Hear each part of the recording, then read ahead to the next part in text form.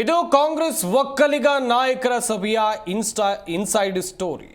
ಶಾಸಕ ಮುನಿರತ್ನ ಜಾತಿ ನಿಂದನೆ ಪ್ರಕರಣ ಹಿನ್ನೆಲೆಯಲ್ಲಿ ಸಿಎಂ ಸಿದ್ದರಾಮಯ್ಯ ನಿರ್ಧಾರ. ಒಂದು ಕಡೆಯಲ್ಲಿ ಸಿಎಂ ಸಿದ್ದರಾಮಯ್ಯ ಅವರನ್ನ ಭೇಟಿ ಮಾಡೋಕೆ ನಿರ್ಧಾರವನ್ನು ಮಾಡಿಕೊಂಡಿದ್ದಾರೆ.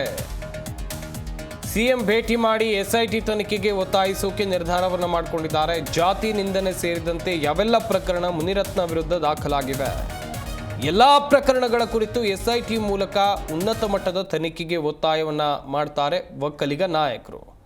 ಮುನಿರತ್ನ ವಿರುದ್ಧ ರಾಜ್ಯಪಾಲರಿಗೆ ದೂರು ನೀಡೋಕ್ಕೂ ಕೂಡ ಸಭೆಯಲ್ಲಿ ನಿರ್ಧಾರವನ್ನ ಮಾಡಿಕೊಂಡಿದ್ದಾರೆ ಎನ್ನುವಂಥದ್ದು ಗೊತ್ತಾಗ್ತಾ ಇದೆ. ತೆಗೆದುಕೊಂಡಂಥ ನಿರ್ಧಾರ ಏನಾಗಿರ್ಬೋದು ಅದು ಕೂಡ ವೆರಿ ಇಂಪಾರ್ಟೆಂಟ್. ಒಂದು ಕಡೆಯಲ್ಲಿ ಮುನಿರತ್ನ ವಿರುದ್ಧ ಜಾತಿ ನಿಂದನೆ ಪ್ರಕರಣ ಏನು ದಾಖಲಾಗಿತ್ತು. ಸದ್ಯ ಒಕ್ಕಲಿಗ ನಾಯಕರು ಈಗಾಗಲೇ ಮುಖ್ಯಮಂತ್ರಿ ಸಿದ್ದರಾಮಯ್ಯ ಅವರನ್ನ ಭೇಟಿಯಾಗಿ ಮಾತುಕತೆಯನ್ನು ನಡೆಸಿದ್ದಾರೆ. ಮುಂದಿನ ಹಂತದಲ್ಲಿ ದೊಡ್ಡ ಹೋರಾಟ ಮಾಡುವಂಥ ನಿರೀಕ್ಷೆ ಇದೆ. ಕಾದು ನೋಡಬೇಕು ಏನೆಲ್ಲ ಆಗಬಹುದು ಅಂತೇಳಿ. ಸಿಎಂ ಭೇಟಿ ಮಾಡೋಕ್ಕೆ ನಿರ್ಧಾರವನ್ನು ಮಾಡಿಕೊಂಡಿದ್ದಾರೆ. ಸಿಎಂ ಭೇಟಿ ಮಾಡಿ SIT ತನಿಖೆಗೆ ಮತ್ತೊಮ್ಮೆ ಒತ್ತಾಯಿಸುವಂಥ ಕೆಲಸ ಅಂತ ಹೇಳಿದ್ರೆ ಇಲ್ಲಿ ಸ್ಪೆಷಲ್ ಇನ್ವೆಸ್ಟಿಗೇಷನ್ ಟೀಮ್ ಬೇಕು, ವಿಶೇಷ ತನಿಖಾ ತಂಡ ಆಗಬೇಕು. ಇದೇ ವಿಚಾರವಾಗಿ ಎಲ್ಲ ಪ್ರಕರಣಗಳ ಕುರಿತು SIT ಮೂಲಕ ಉನ್ನತ ಮಟ್ಟದ ತನಿಖೆಗೆ ಒತ್ತಾಯವನ್ನು ಮಾಡಿದ್ದಾರೆ ಎನ್ನುವಂಥ ಮಾಹಿತಿ ಸಿಕ್ಕಿದೆ. ಕಾದು ನೋಡಬೇಕು ಮುಖ್ಯಮಂತ್ರಿಗಳು ಏನು ಮಾಡ್ತಾರೆ, ಯಾವ ನಿರ್ಧಾರಕ್ಕೆ ಬರ್ತಾರೆ ಅಂತೇಳಿ. ಇದರಲ್ಲೂ ಕೂಡ SIT ರಚನೆ ಆಗುತ್ತಾ ಅಂತೇಳಿ.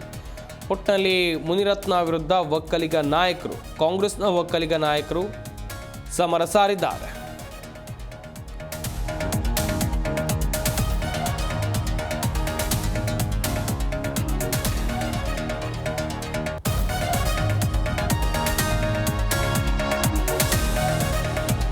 ಈ ನಡುವೆ ಸಿಗ್ತಾ ಇರುವಂಥ ಮಾಹಿತಿ ಅಂತ ಹೇಳಿದ್ರೆ ಒಕ್ಕಲಿಗ ಸಮುದಾಯದ ಬಗ್ಗೆ ಮುನಿರತ್ನ ಜಾತಿ ನಿಂದನೆಯನ್ನು ಮಾಡಿದ್ರು.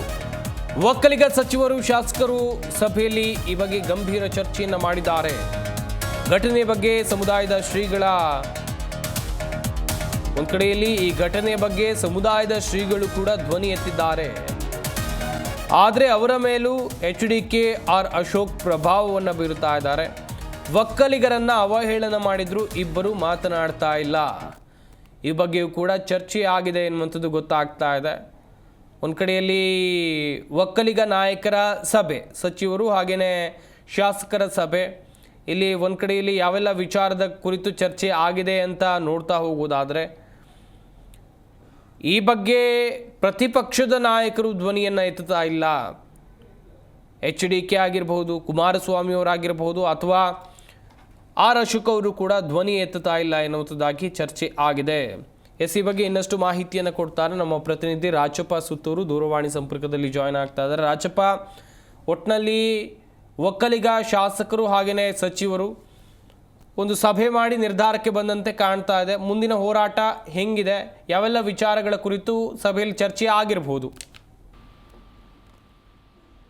ಸಂಪತ್, ನಿನ್ನೇನು ಒಕ್ಕಲಿಗರ ಶಾಸಕರು, ಸಚಿವರುಗಳು ಮತ್ತು ವಿಧಾನ ಪರಿಷತ್ ಸದಸ್ಯರು ಮತ್ತು ಮಾಜಿ ವಿಧಾನಸಭೆ ವಿಧಾನ ಪರಿಷತ್ನ ಸದಸ್ಯರು, ಹಿರಿಯ ನಾಯಕರು ಒಟ್ಟಾಗಿ ಸೇರಿ ಈ ಒಂದು ಪ್ರಕರಣವನ್ನ ತಾರ್ಕಿಕ ಹಂತಕ್ಕೆ ತೆಗೆದುಕೊಂಡು ಹೋಗ್ಬೇಕು. ಆ ಮೂಲಕ ಮುನಿರತ್ನ ಸೇರಿದಂತೆ ಯಾರೂ ಸಹ ಇಂತಹ ಸಮುದಾಯಗಳ ವಿರುದ್ಧವಾಗಿ ಮತ್ತು ಮಹಿಳೆಯರ ಬಗ್ಗೆ ಕೆಟ್ಟದಾಗಿ ನಡ್ಕೊಳ್ಬಾರದು ಅನ್ನೋದನ್ನ ಒಂದು ಸೂಚ್ಯವಾಗಿ ಬಿಂಬಿಸುವಂತ ಒಂದು ಪ್ರಯತ್ನವನ್ನ ಮಾಡಿದ್ದಾರೆ. ಜೊತೆಗೆ ಈ ಒಂದು ರಾಜಕೀಯವಾಗೂ ಸಹ ಇದನ್ನ ಪ್ರಮುಖವಾಗಿ ಅಸ್ತ್ರವಾಗಿ ಬಳಸಿಕೊಂಡು ರಾಜಕೀಯ ಲಾಭ ಪಡೆಯುವಂತ ಪ್ರಯತ್ನವನ್ನು ಸಹ ಮಾಡಿದ್ದಾರೆ. ಇದು ಮುಖ್ಯವಾಗಿ ನೇರವಾಗಿ ಹೇಳ್ಬೇಕು ಅಂದ್ರೆ ಇಡೀ ಒಂದು ಪ್ರಯತ್ನ ನಡೆಸಿರುವಂತದ್ದು ಪ್ರತ್ಯಕ್ಷವಾಗಿ ಮತ್ತು ಪರೋಕ್ಷವಾಗಿ DK ಶಿವಕುಮಾರ್ ಬ್ರದರ್ಸ್ ಅವರು. ಹೀಗಾಗಿ ಈ ಒಂದು ಏನು ಮುನಿರತ್ನ ಪ್ರಕರಣವನ್ನ ತಾರ್ಕಿಕವಂತೆ ತೆಗೆದುಕೊಂಡು ಅಂತ ನಿರಂತರವಾಗಿ ಪ್ರಯತ್ನಗಳು ನಡೀತಾ ಇದ್ರು ಸಹ ಈಗ ಕಾನೂನು ಸಹ ತೊಡಕ ಎದುರಾಗಿದೆ. ಹೀಗಾಗಿ ವಿಶೇಷ ತನಿಖಾ ದಳದ ಮೂಲಕ ಅಂದ್ರೆ SIT ರಚನೆ ಮಾಡಿ ಆ ಒಂದು SIT ತನಿಖೆ ನಡೆಸಿದ್ದೇ ಆದಲ್ಲಿ ಮುನಿರತ್ನ ಅವರ ಎಲ್ಲ ಅಕ್ರಮ ಪ್ರಕರಣಗಳಿಗೆ ಇತಿಶ್ರೀ ಆಡಬಹುದು ಮತ್ತು ರಾಜಕೀಯವಾಗೂ ಆತನ ಇತಿಶ್ರೀ ಆಡಬಹುದು ಅಂತದನ್ನ ಈಗ ನಿನ್ನೆ ಚರ್ಚೆ ಮಾಡಿರುವಂತ ಸಂದರ್ಭದಲ್ಲಿ ಆಗಿದೆ. ಮಾಜಿ ಮುಖ್ಯಮಂತ್ರಿ, ಅದೇ ರೀತಿ ಕೇಂದ್ರ ಸಚಿವರು ಅಂತ HD ಕುಮಾರಸ್ವಾಮಿ ಇರ್ಬೋದು, ಅಥವಾ ಬಿಜೆಪಿ ನಾಯಕ ಅಂತ ಅಶೋಕ್ ಇರ್ಬೋದು, ಅಥವಾ ಬಿಜೆಪಿ ಒಕ್ಕಲಿಗರ ನಾಯಕರು ಮುನಿರತ್ನನ ಬೆನ್ನಿಗೆ ನಿಂತಿದ್ದಾರೆ.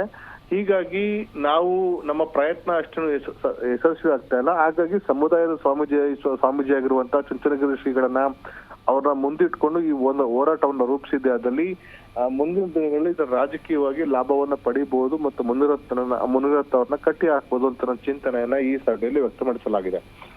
ಈ ಒಂದು ಹಿನ್ನೆಲೆಯಲ್ಲಿ ಇದು ಮುಖ್ಯಮಂತ್ರಿ ಸಿದ್ದರಾಮಯ್ಯರನ್ನ 2ನೇ ಬಾರಿ ಭೇಟಿ ಮಾಡುವಂತಹ ಒಕ್ಕಲಿಗ ಶಾಸಕರುಗಳು SIT ತನಿಖೆಯನ್ನ ಮಾಡಿ ಅಂತ ಡಿಮ್ಯಾಂಡ್ ಅನ್ನ ಇಡುವಂತ ಒಂದು ಸಾಧ್ಯತೆ ಇದೆ. ಮತ್ತು ಆ ಒಂದು ವಿಷಯಕ್ಕೆ DCM DK ಶಿವಕುಮಾರ್ ಇರಬಹುದು ಮತ್ತೆ DK ಸುರೇಶ್ ಅವರು ಸಹ ಬೆಂಬಲವನ್ನ ವ್ಯಕ್ತಪಡಿಸುವಂತ ಸಾಧ್ಯತೆ ಇದೆ. ಈಗಾಗಲೇ ಎರಡು ಪ್ರಕರಣಗಳಲ್ಲಿ ಮುನಿರತ್ನ ಅವ್ರಿಗೆ ಬೇಲ್ ಸಿಕ್ಕಿದೆ. ಈಗ ಮತ್ತೊಂದು ಪ್ರಕರಣದಲ್ಲಿ ಅತ್ಯಾಚಾರ ಪ್ರಕರಣದಲ್ಲಿ ಈಗ ಮತ್ತೆ ಅವ್ರನ್ನ ಪೊಲೀಸರು ಕಸ್ಟಡಿ ಪಡೆದುಕೊಳ್ಳುವಂತ ಸಾಧ್ಯತೆ ಇದೆ. ಹೀಗಾಗಿ ಈ ಒಂದು ಮುನಿರತ್ನ ಅವರ ವಿರುದ್ಧ ಯಾರೆಲ್ಲ ದೌರ್ಜನ್ಯಕ್ಕೆ ಒಳಗಾಗಿದ್ರು ಈ ಒಂದು ರಾಜರಾಜೇಶ್ವರ ನಗರ ಕ್ಷೇತ್ರದಲ್ಲಿ ಆ ಎಲ್ಲಾ ಕಾಂಟ್ರಾಕ್ಟರ್ ಇರ್ಬೋದು, ಹಿಂದೆ ಮಹಿಳಾ ಕಾರ್ಪೊರೇಟರ್ ಇರ್ಬೋದು, ಅವರಿಂದ ಎಲ್ಲರಿಂದನೂ ಸಹ ದೂರುಗಳನ್ನ ತೆಗೆದುಕೊಂಡು ಈ ಎಲ್ಲಾ ದೂರುಗಳನ್ನ ಒಂದು ಸೂರಿನಡಿ ಅಂದ್ರೆ ಒಂದು ಯಾವ್ದೋ SIT ಇರ್ಬೋದು, CID ಇರ್ಬೋದು, ಯಾವ್ದಾದ್ರು ಒಂದು ತನಿಖಾ ಸಂಸ್ಥೆಯ ಮೂಲಕ ತನಿಖೆ ನಡೆಸುವ ಮೂಲಕ ಆತರ ಸಂಕಷ್ಟವನ್ನ ಇನ್ನಷ್ಟು ಹೆಚ್ಚಿಸಬೇಕು ಅಥವಾ ಇಡೀ ಒಂದು ಪ್ರಕರಣವನ್ನ ಒಂದು ಸೂರಿನಡಿ ತನಿಖೆ ನಡೆಸಿ ಮುನಿರತ್ನ ಅವರ ಎಲ್ಲಾ ಅಕ್ರಮಗಳಿಗೆ ಒಂದು ಇತಿಶ್ರೀ ಆಡಬೇಕು ಅಂತ ಚಿಂತನೆಯನ್ನ ಈ ಶಾಸಕರ ನೇತೃತ್ವದಲ್ಲಿ ತೆಗೆದುಕೊಳ್ಳಲಾಗಿದೆ. ಹೀಗಾಗಿ ಇಂದು ಮುಖ್ಯಮಂತ್ರಿಗಳನ್ನ ಭೇಟಿ ಮಾಡಿ ಅವರು ಮನವಿಯನ್ನ ಸಲ್ಲಿಸುವಂತ ಸಾಧ್ಯತೆ ಇದೆ. ಅದಾದ ನಂತರ ಒಕ್ಕಲಿಗ ಸಮುದಾಯದ ಶ್ರೀಗಳ ಜೊತೆನೂ ಸಹ ಮುಖ್ಯಮಂತ್ರಿಗಳು ಚರ್ಚೆ ನಡೆಸಬೇಕು ಅಂತ ಡಿಮ್ಯಾಂಡ್ ನೀಡಲಾಗಿದೆ. ಅವರು ಸಹ ಒಂದಿನ ಸಿದ್ದರಾಮಯ್ಯನವ್ರನ್ನ ಅಥವಾ CM ಮಠಕ್ಕೆ ಭೇಟಿ ನೀಡಿ ಆ ಸ್ವಾಮೀಜಿ ಜೊತೆ ಚರ್ಚಿಸಿ ಅಂತಿಮ ತೀರ್ಮಾನ ತೆಗೆದುಕೊಳ್ಬೇಕು ಅಂತ.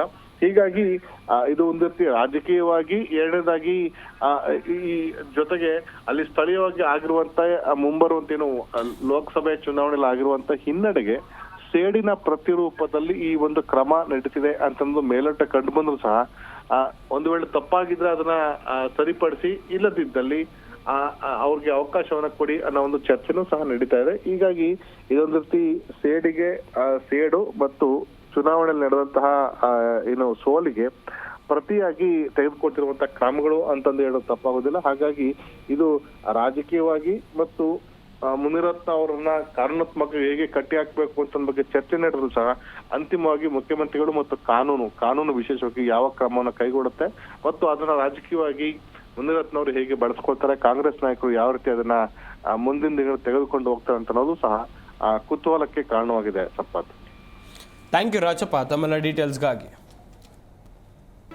ಜಿ ಕನ್ನಡ ನ್ಯೂಸ್ ಈಗ ನಿಮ್ಮ ಮನೆಯಲ್ಲೇ ನೋಡಿ. ಎಲ್ಲ ಕೇಬಲ್ಗಳಲ್ಲಿ ಈಗ ಲಭ್ಯ. Sun Direct 292, Jio TV 1334, U digital 162, City Cable 51, GTPL 17, Abhishek cables 821, Rock Line telecommunication 51, Shri Basaveshwara number 60, Vinayaka digital number 53, In digital number 896ರಲ್ಲಿ. ನಿಮ್ಮಿಸ್ತದ ಜಿ ಕನ್ನಡ ನ್ಯೂಸ್ ನೋಡಿ ಆನಂದಿಸಿ.